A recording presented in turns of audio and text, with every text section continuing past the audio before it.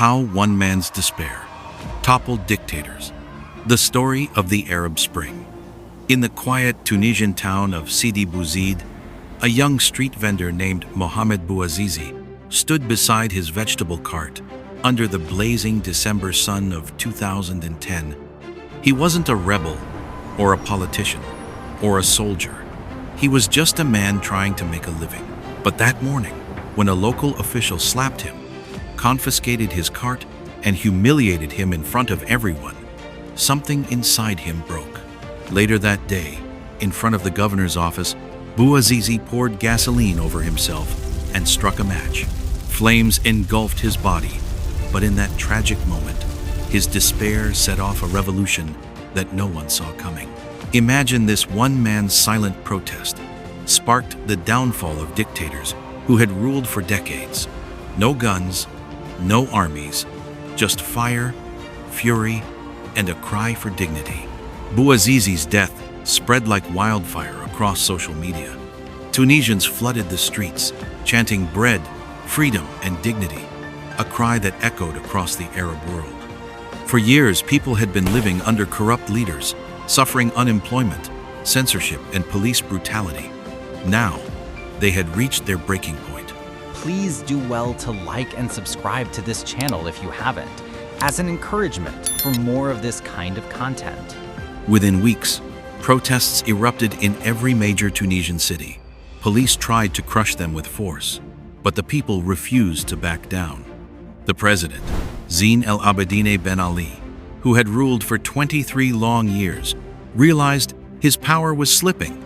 On the 14th of January 2011, he fled the country. For the first time in decades, Tunisians had won their freedom. But what if this was just the beginning?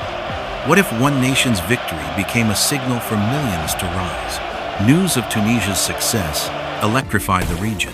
From Cairo to Tripoli, from Damascus to Sana'a, people saw that change was possible.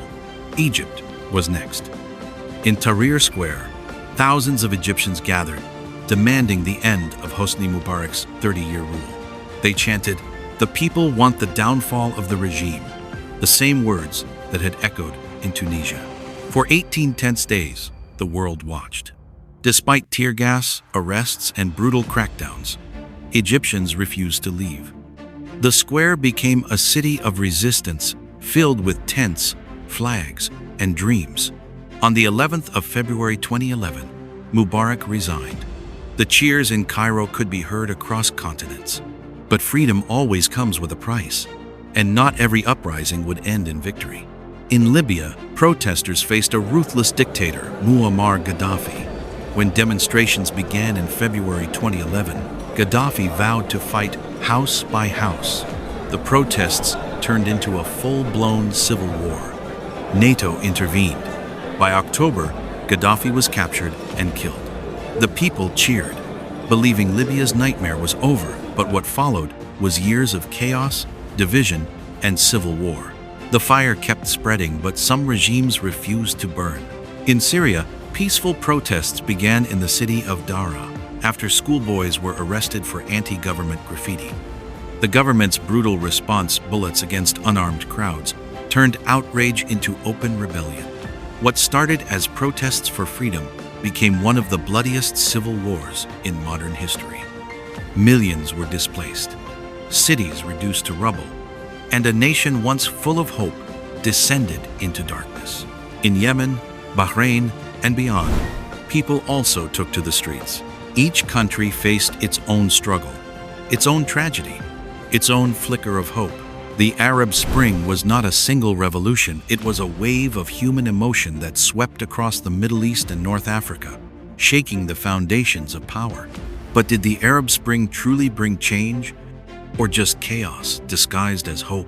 In the years that followed, some nations saw fragile democracies emerge.